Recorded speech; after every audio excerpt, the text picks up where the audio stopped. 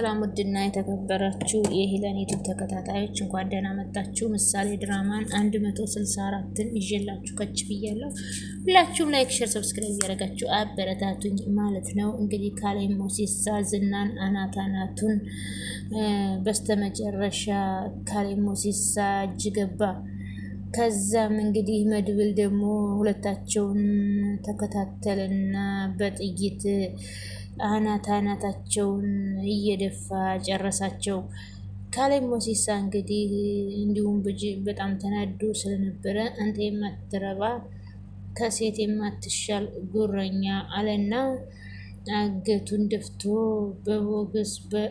በቦክስና በእርግጫ እያለ መድብልም ደግሞ እባክህ የሰው እጅ ላይ እንዳይሞት አንተ ሳትሆን የምትጨርሰው ዝናን ሁለታችሁንም የምጨርሳችሁ እኔ ነኝ ያለና መድብል አንበሳው ጥይቱን ሳብ አድርጎ ሁለታቸውንም ግንባራቸውን በተነላቸው።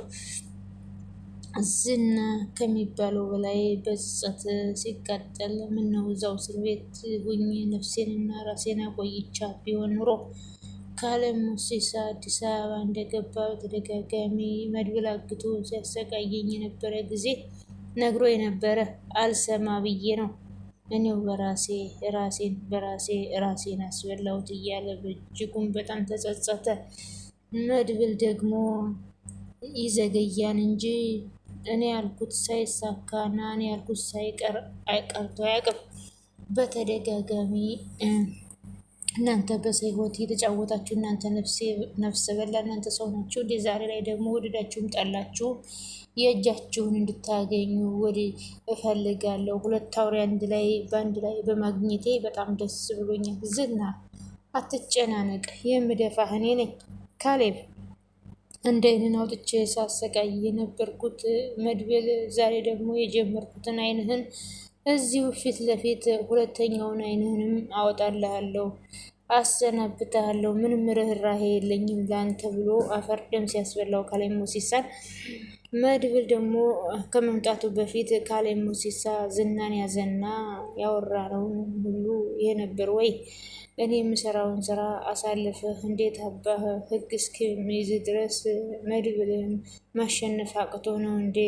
እያለ ሲቀጠቅጠው እባክህ ተረጋጋና የተፈጠረውን ነገር ላስረዳህ ቢለውም አልሰማውም። ማንኛው ትክክል እንደሆነ ለመፍረድ ያመችሃን ቢለውም ዝና አሁን የምታስረዳኝ ጊዜና ሰዓት አልፏል። እስከዛሬ ነበር እንጂ እስከዛሬ ስለምንሰባብልህ ነበረ እዚህ ድረስ የመጣሁት ያንተን ጉድ ያንተን ቅድምና አላማ እንግዲህ እቅዴንና አላማዬን ተራ አድርገህብኛል። ስለዚህ እስከ ዛሬ ታግሻለሁ፣ አሁን ግን ላጠፋህ ነው የመጣሁት በማለት ካሌብ ሞሲሳ ዝና ላይ እየዛተ ዝናን ሲደበድበው፣ ከዛም እንግዲህ አንተን አግቶ እስከሚያሰቃይ ድረስ አሁን ላይ ግን ወደድክም ጠላህም እድሜ ልክህን በሙሉ በስቃይና በለቅሶ ነው የማበዛብህ ብሎ መከራውን አበላ። እና ደግሞ እንግዲህ ከዛ ቦታ ላይ በፍጹም ከካሌብ እጅ ማምለጥ እንደሌለበት ሲያውቀው እባክህን አሁን አንድ ነገር ልለምን፣ ዛሬ ነገ ሳትል ነፍሴን ቶሎ ግደላት፣ ከዚህ በላይ እኔ መኖርም አልፈልግም፣ ሁሉም ነገር ሰልችቶኛል ብሎ ተማረረ።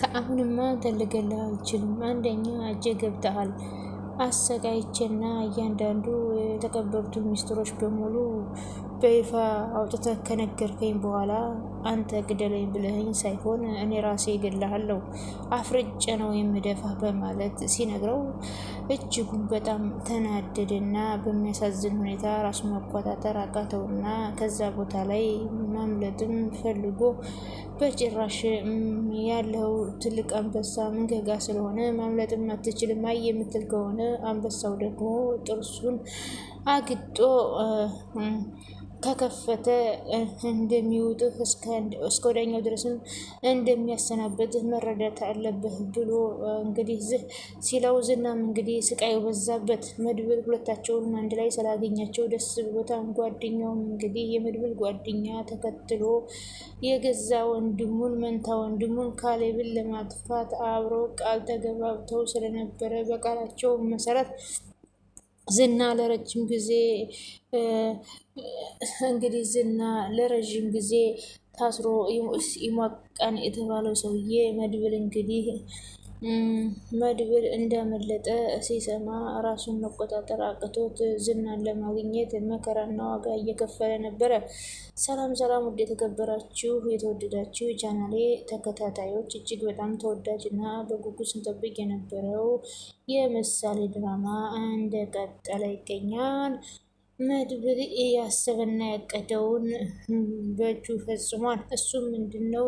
መድብል እጅግ በጣም በሚገርም ሁኔታ ብቃትና ጥራት ያለው ስራን የሰራው። ምክንያቱም በጣም አሳዛኝና ልብ ሰባሪው ነገር ምንድን ነው? እንግዲህ ዝና እስር ቤት ገብቶ ሰላም አገኛለሁ ብሎ ሰርጋቸውን ለመደገስ ገፋ ቀና የሚሉት ቅድስትና ብሩክ እንዲሁም ደግሞ ሞገስ ሀብትና ንብረቱ ተመልሶለት እጅጉን በጣም ደስታውን እያጣጣመ ሳለ በመጨረሻ እንግዲህ ተሰብስበው ምግብ እየበሉ ሳለ በድንገት ወደ መድብል ላይ ሲደወል መድብልም ስልኩን አንስቶ የሰማው ነገር ማመን አቅቶት ዳጣ ያጎረሰችውን ጉርሻ ሳይውጠው እዛው ደንግጦ በእጁ ተፋውና መንቀጥቀጥና በድንጋጤም እንዲሁም ደግሞ በከባድ ስሜት ውስጥ ሆኖ ይገኛል።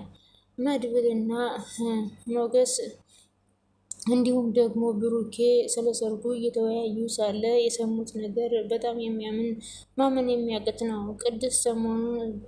ቅድስት ሰሞኑን በሰርጓ ጉድ ጉድ እያለች በታጋዥ ሰራተኛ ያስፈልጋል፣ በዚያውም ሚዜ ልትሆኝ ትችያለሽ አለና መጠጥ ቤት ኢደንን አግኝቶ መድብል ስሚ፣ ካሁን በኋላ ወደ ክፉ ነገር እንደማትሄጂ ተስፋ አለኝ። ብዙ ነገር ተምረሻል። በጣም መድብል፣ እናንተ ቤት የመጣሁት ቤተሰብነትን፣ ፍቅርን፣ ሰላምን ተምሬያለሁ። ብር በማንኛውም ህይወት ይገኛል። እስከ ዛሬ ድረስ ከማህሌት ጋር ሆኜ ሴትነቴን መጠጥ ለመጠጥ ቤት ሳደርግ የቆየው ሴት ነኝ። ስለዚህ እስከ ዛሬ ድረስ ሳደርግ የነበረው ሁሉ ያሳፍረኛል። ከማህሌት ጋር በተለይ የማህሌት ተላላኪ ሆኜ ያንን ስራ በመስራቴ በጣም አፍሬያለሁ።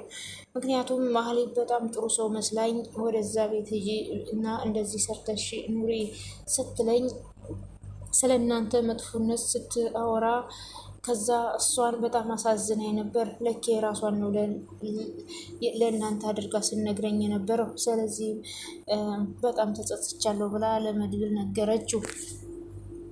ኢደን፣ የሰው ልጅ ዋናው ነገር ከስህተቱ መማሩ ነው እንጂ መቼም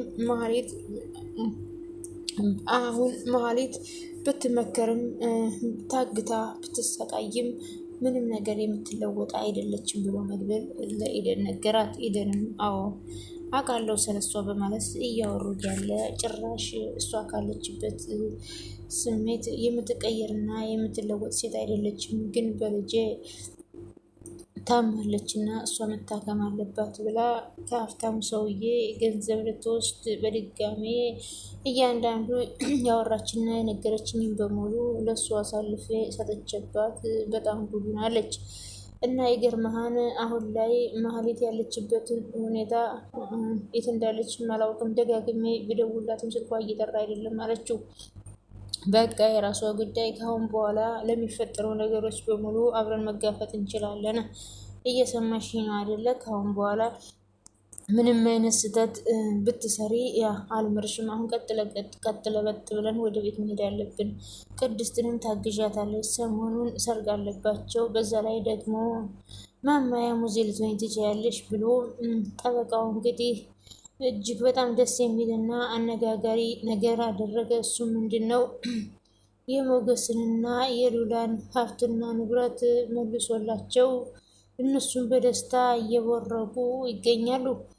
ከደስታቸው ብዛትም ቤታቸው ገና ጊዜ እንደሚፈልግና አሁን እንደማይመለስ ሲነግራቸው ችግር የለም ዋናው ቤቱ መመለሱ ነው እንጂ ቤቱ ከተመለሰ እኛ በደስታ እንኖራለን፣ ባለን እንብቃቃለን ብለው ደስታቸውን ከሚበለው በላይ ገለጹለት።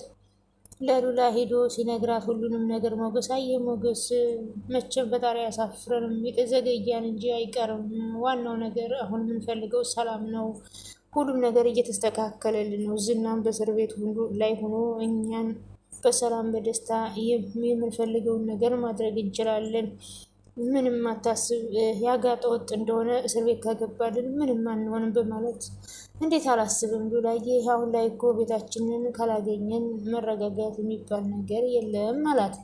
ችግር የለውም ሁሉም በሂደት ይታያል ብላ ስትነግረው ጠበቃውም እንግዲህ ለሞገስ ደስታ በጣም ወዳጄ፣ ከዚህ በላይ ብዙ ነገር ባደረግኩልህ ቀስ እየተባለ በሂደት ቤቱ ይመልስልሃል። ለጊዜው ግን ድርጅትና ገንዘብ በሙሉ ተመልሶልሃል አለው።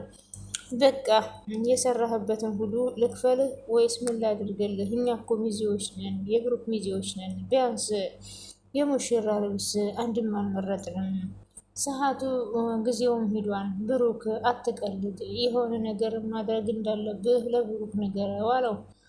አታስብ ወዳጄ፣ እስኪ ይህንን እንኳ እንዳደርግልህ ፍቀድልኝ፣ የሰርግ ወጪህን በሙሉ እኔ ልሸፍንልህ እያለ ሞገስ እንግዲህ ጠበቃውም ቢለውም ጠበቃውም ከእናንተ ምንም ገንዘብ አልፈልግም፣ የእናንተ ወንድምነት ይበልጥብኛል፣ እስከዛሬ የበደልኳቸውን ይቅር ስላላችሁኝ በጣም ደስ ብሎኛል ብሎ ጠበቃውም በደስታ ገለጸላቸው። ከዛም ሞገስም እንግዲህ እና ሉላም እንግዲህ በደስታ እየቦረቁ ይገኛሉ። ከዛም እንግዲህ ቅድስትና ብሩክንም እንግዲህ ምሳሌ እያሸመቀቀቸው ትገኛለች። አንቺ ልጅ ቆይ ግን ቀስ ብለሽ አታድጊም እንዴ? ቆይ ግን ምንድን ነው እንደዚህ የሚያደርግሽ? ይች ልጅ እኮ በቃ እያለች ቅድስትም ለብሩክ መንገር ጀመረች። ከዛም እንግዲህ ቅድስትም በንዴት ላይ ሆና ብሩኬን ከሚልቅ የሰራተኛ ምግብ ነው እንዲህ የሚያምርህ? አይ ሌላ ነገር ነው እያለች በጣም በቀልድ እየተጫወተችባቸው ትገኛለች። የመሀሌት ቅጥ የሌለው ጉራ ደግሞ የዝናን መኪና ይዛ ቁልፉን እያሽከረከረኝ የገዛ እህቷን ኤፍራታን አገኘቻትና ወይ ጉድ! አንቺ ታጥቦ ጭቃ ነሽ፣ መቼም ሰው ልትሆኚ አትችይም። መሀሌት በጣም ታሳዝኛለሽ። ነገ ደግሞ አንድ ነገር ስትሆኚ እየሮጥሽ ወደ ቤት መምጣትሽ አይቀርም። ሁሌ ሰውን እያስከፉና ሰውን እያስለቀሱ መኖር የአንቺ ደስታ በሰው ላይ አንቺ ሰውን እያስለቀሽና ሰውን እያሰቃየሽ የምትደሰሽ ሰው ነሽ። ከዚህ በኋላ አንቺን ምንንም ልልሽ አልችልም በማለት ነገረቻት። ከዛም እንግዲህ አንቺ በጣም ክፉ ሰው ነሽ ስትላት ኤፍራታ የአንቺ ድህነት እንደሆነ አያልቅም፣ እንቺን ገንዘብ አንድ ነገር አድርጊው ብላ ስትሰጣት ያንንም ገንዘብ አፍንጫዋ ላይ በትናላት ሄደች። ወይ ጉድ! ድህነት እንኳ ስሙን ሲያነሱት እንዲህ ይከብዳን ወይ? ድህነትሽ ላራግፍልሽ ላልኩሽ ገንዘብ ልስጥሽ ባልኩሽ እንዴት እንደዚህ ትሆኛለሽ? ብላ መሀሊትም ተናደደች ማለት ነው። ኤፍራታም እንግዲህ ደግ አደርጋታለች ፊቷ ላይ ረጭት አባት ሄደሽ ማለት ነው። ለማንኛውም ውድና የተከበራችሁ አብራችሁ ስለነበራችሁ ከልብ አመሰግናለሁ። የቻናል የተከታታዮች ሁላችሁም በያላችሁበት ሰላማችሁ ብዝት ትርፍርፍ ይበልልኝ። ፈጣሪ አምላክ ሀገራችንን ሰላም ያደርግልን። አመሰግናለሁ ውድ ቤተሰቦች፣ ባይ ባይ።